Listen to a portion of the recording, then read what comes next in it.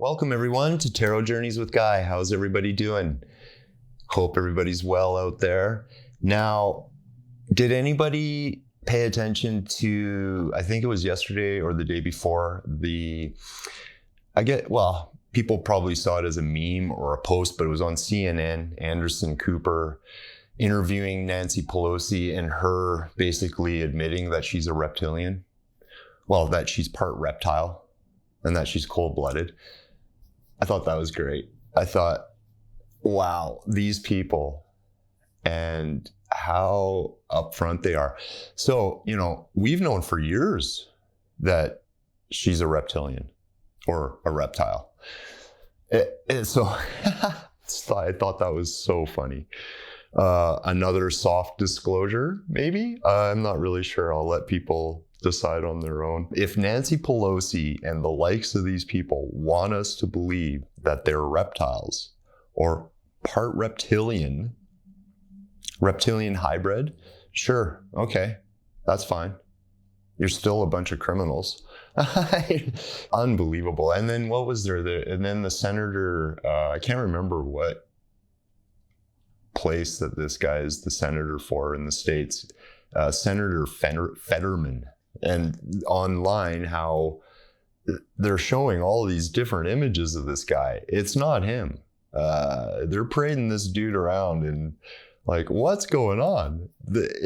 Very obvious, right? And it's kind of funny, I guess, in some of the readings too, previous readings, like in the last few weeks, some of what was coming out was that like these people assuming identities and it being exposed and this kind of thing, and like people speculate on all sorts of stuff, like whether they're clones or robots, reptiles, body doubles, masks, this implementing masks. And then there's also the CGI, AI driven ability to manipulate images on the screen, and that kind of thing, right? So, and some of it, yeah, sure, why not?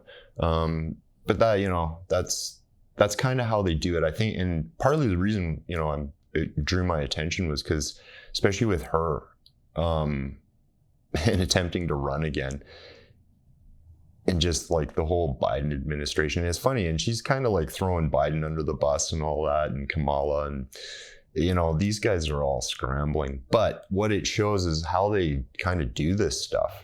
Yeah, it just shows us how these kind of ops work and how like these kind of campaigns sort of operate on a very, I guess, a surface level, and like there's kind of one level of it where they play on people's beliefs and what's already sort of currently out there and what they perceive as bad press. Every spin doctor, politician, PR person, personality kind of understand that, especially people that have been in the game for a long time, like Nancy Pelosi and the whole Pelosi squad. Part of it is to put out this trap to see how it resonates and to kind of throw people off. How many people are going to really talk about it? How many people are going to believe that she's a reptilian, and this kind of stuff. And and like, holy moly, man, the insidiousness and the layers of where this goes is really deep. Okay. And, people have been talking about that kind of thing for decades. That's what I mean. They play on it, whether it's true or not.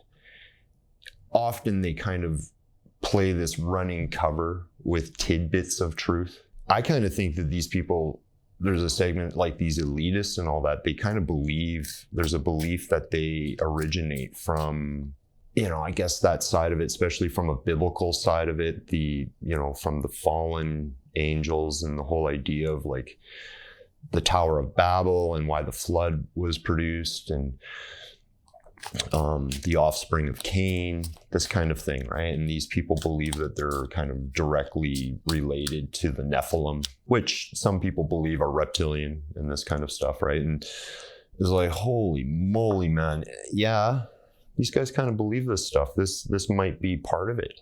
This might very well be part of it. We don't know though. This is not what we're going to read about, right? I just wanted to actually kind of talk about it because it's pretty interesting. It is kind of part of the PSYOP game that they're playing online. They're trying to sway people's attention, right? In the kind of more old-fashioned way, in the sense of their infrastructure is not totally in their hands. And the idea of utilizing the AI-driven algorithm control mechanism and social media and all of this stuff that we've been looking at, right? And so, yeah, it's pretty wild. I'll just leave this on this one last tip. A Freedom of Information request was done, it was quite a while ago, and I think it came out in 2020, maybe.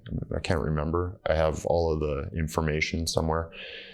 But in 2003, like the Freedom of Information request was to release information on a research that was done in Iraq, in Baghdad, looking for the tomb of Gilgamesh/Nimrod and seeking genetic artifacts, genetic proofs. And that's out there. You can kind of look that up. I might be hacking some of the details there, but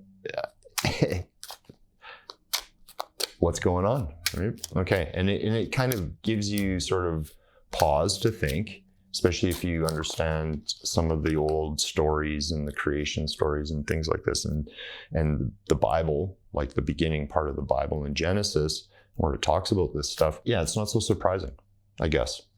Right? Kind of understand where it's coming from. And I guess that's kind of part of it. They're kind of trying to catch people where they don't get where some of this stuff comes from. In the 70s, there was a crew of people that, in the end of the 60s and the 70s, and what they coined Operation Mind F, fill in the blanks. That's kind of part of it. It's like to mess with people's minds. And they purposely would put out, at first I think it started in Playboy, where they would purposely put out hoax information about conspiracies. Kind of like how these guys going around dressed up as Sasquatch, trying to trick people into believing that they're Sasquatch, right?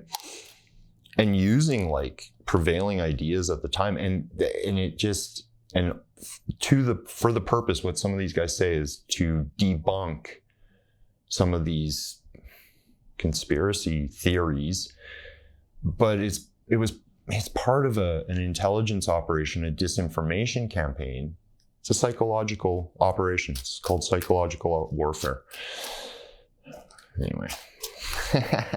Yeah, and onward. Here we are in the midst of it, and we're witnessing it, and it's quite wild. I never thought that certain things that have become very clear, I didn't expect them to be such, right? And I guess, and that's why we're doing the readings. That's why we're here. That's why we're here online. That's why we're going to be present, and we're going to do this. And yeah, there's a fun dimension to this. Is very serious as well, right? But I think we also have to kind of stay on the enjoyment part of it, in the sense of people are getting it. They're really getting it. And that's great.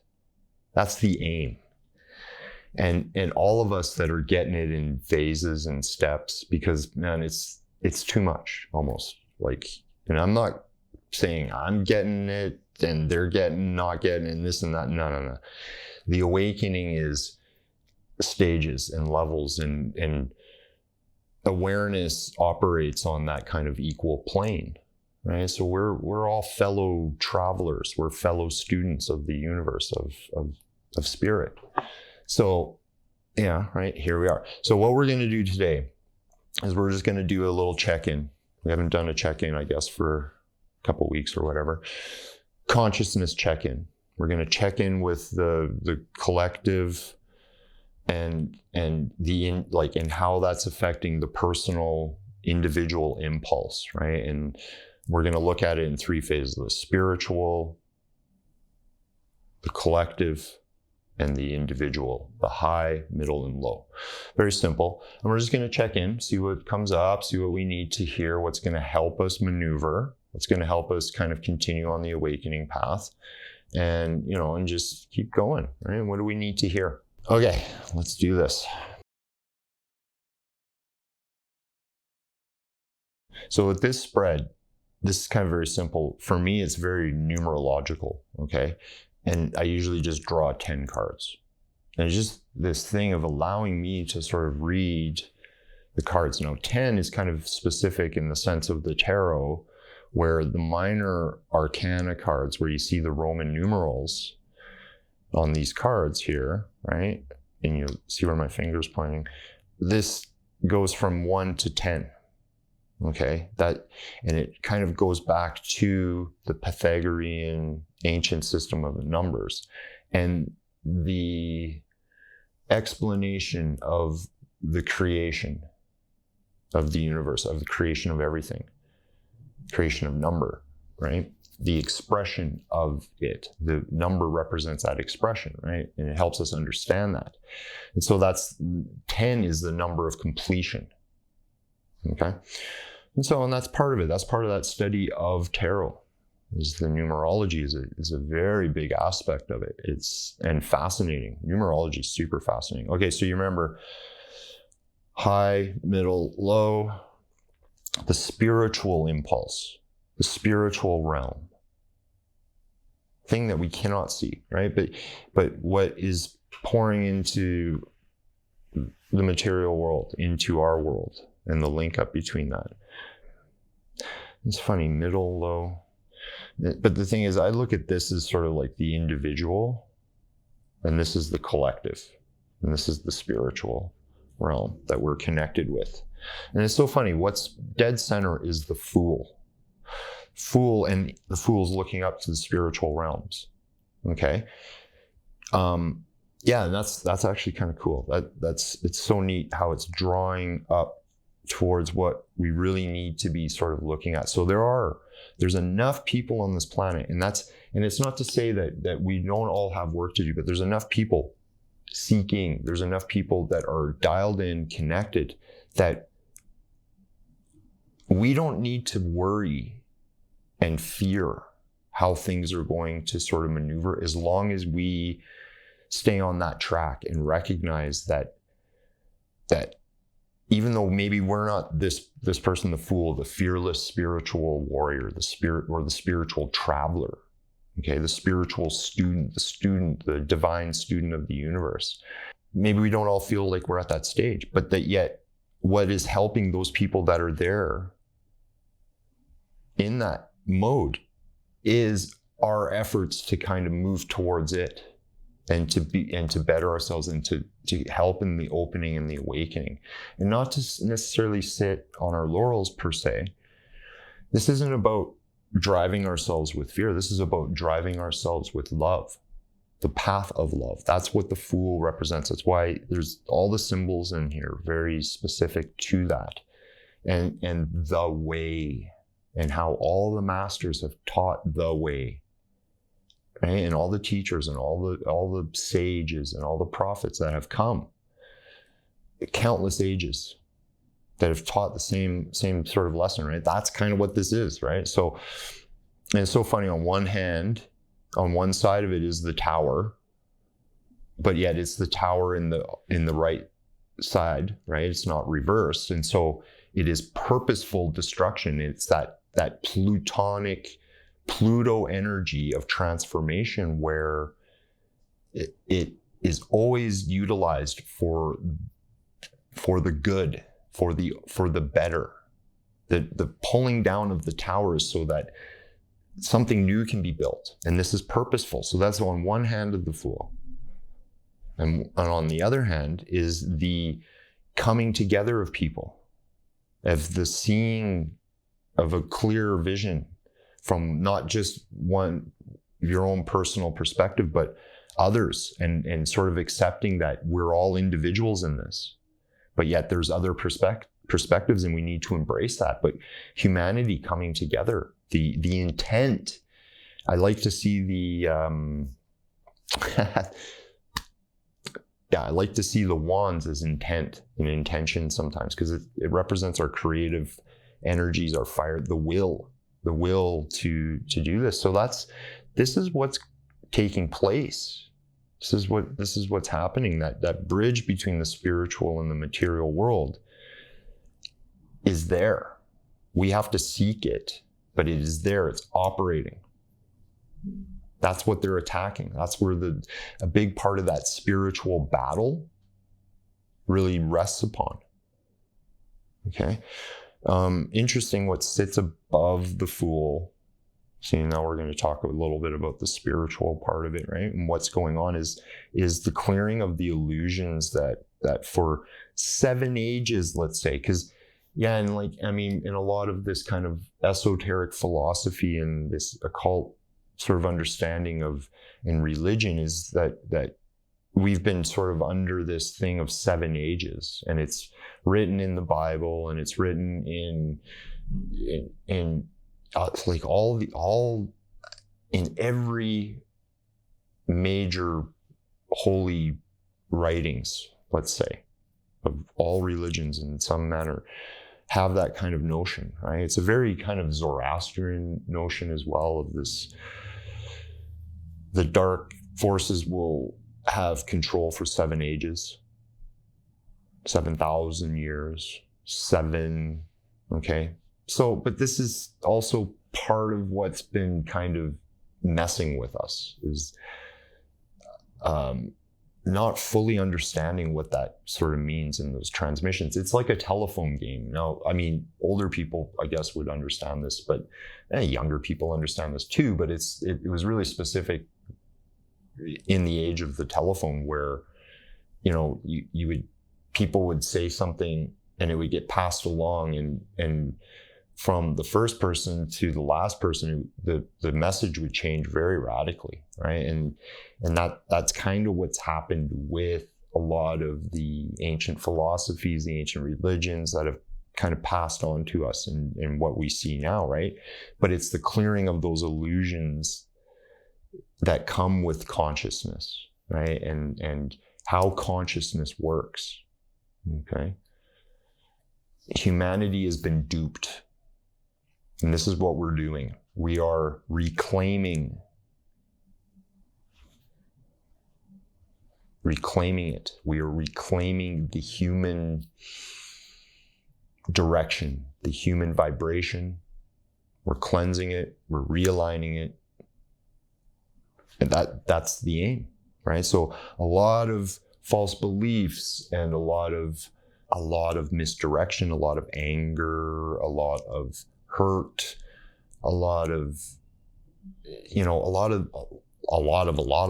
things. You get what I'm saying? With all of those kind of things, the things that hook us negatively, that have been passed on from ages to ages, right? And so, and this kind of could be pretty specific in my understanding of how kind of things work on a bigger scale, that yeah, it is about moving past this last age, the 7th age, into a new age. But remember, I'm an astrologer. I see things as cycles, and there's a big picture to all of this. Human civilization has a divine purpose, and we are here to live it.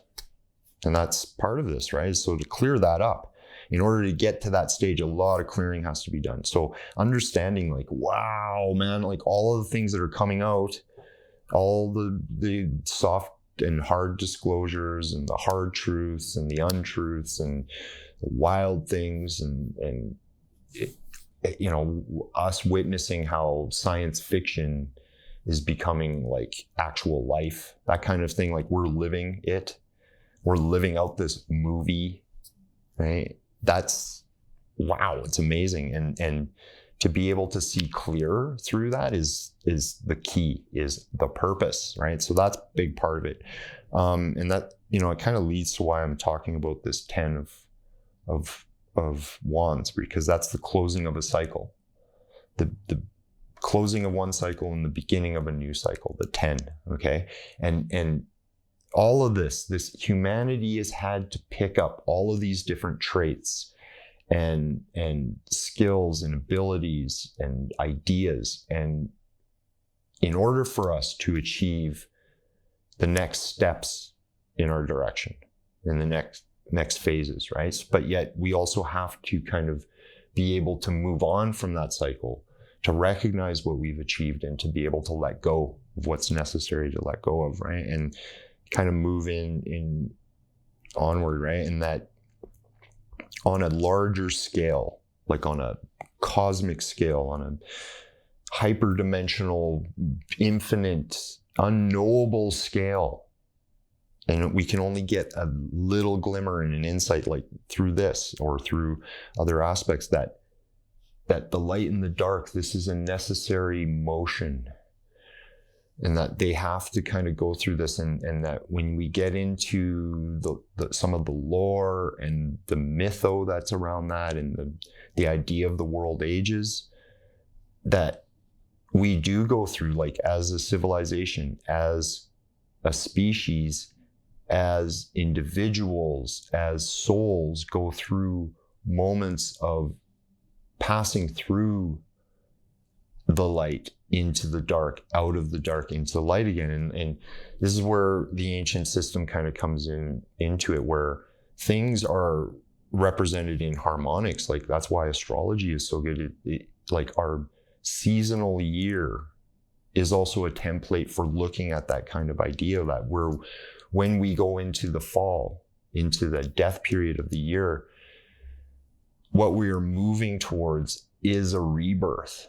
And a rebirth moment to be reborn into life, to live life to its fullest, to realize its full potential and its purpose, to come back to that point, right? But it is a repeating thing. Now, the whole idea within that idea of the transmigration of the soul, reincarnation, is to end that cycle, okay?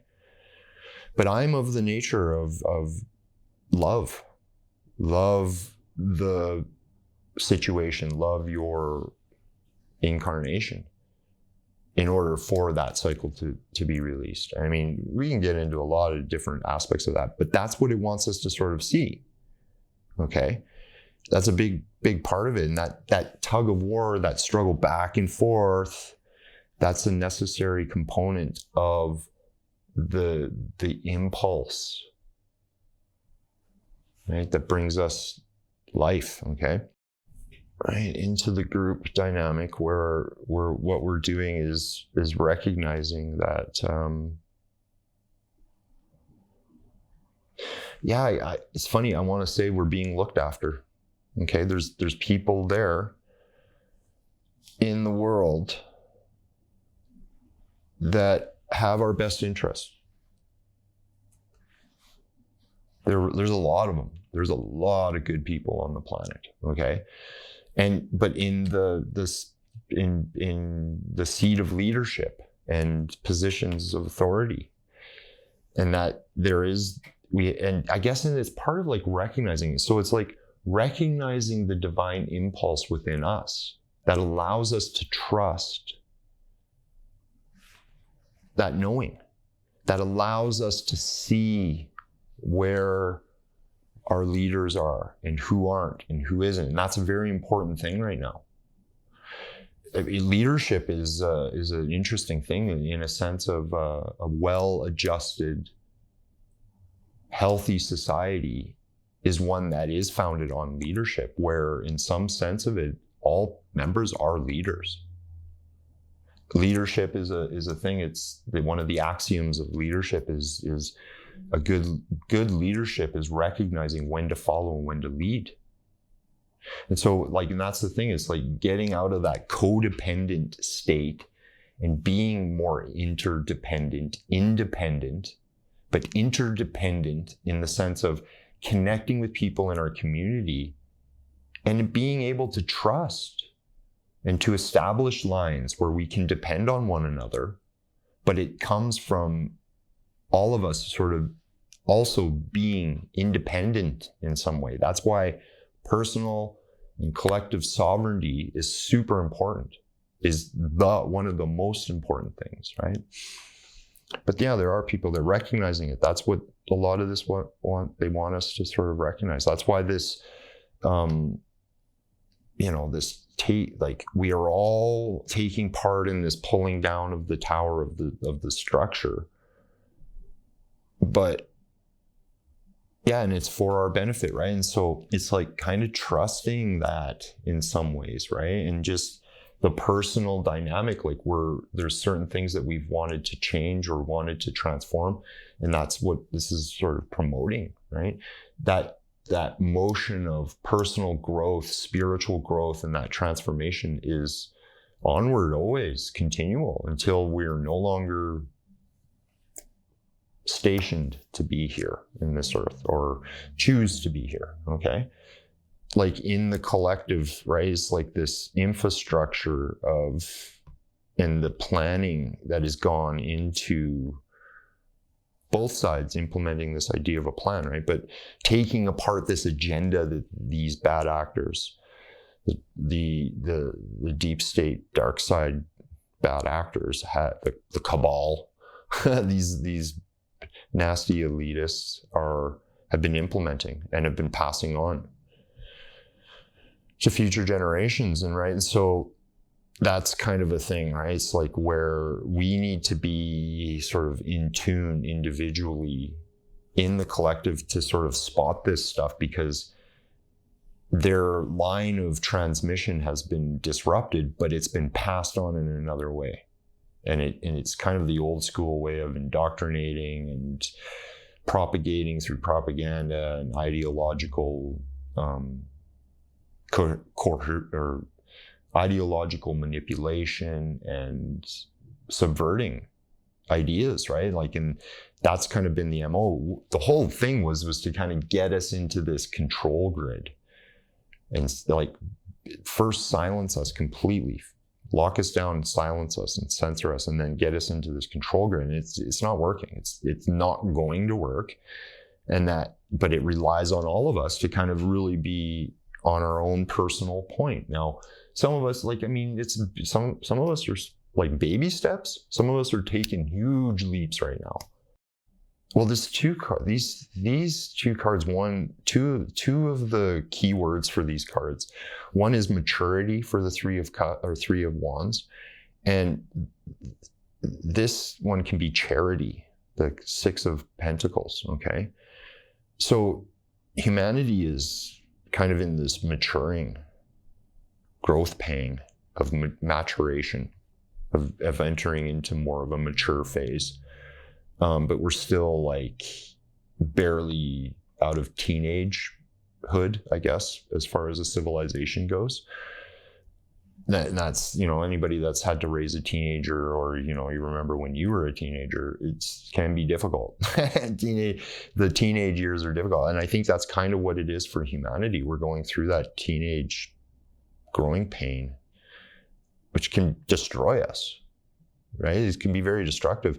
The other thing is goodwill, the hooking us by the human natural tendency of goodwill to others, and just hooking us. And like I was saying, this card keeps popping up, and I kind of see it as like charities and NGOs and this kind of thing, because I mean, they're rife there. And that's what we've been recognizing, is like how the governments have privatized a lot of this stuff and operate in this system with NGOs and charities to implement a lot of this stuff against us, right? But it's the hook of the free will, or the hook of the goodwill of humanity, and we can't ruin it, like, because that's a beautiful part of the human field of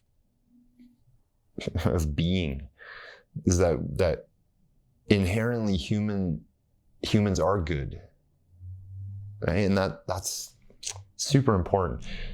Ace of Swords, man. That's what all of this is talking about. And we've pulled the Ace of Swords before in these type of readings, right? And it's just like the onward.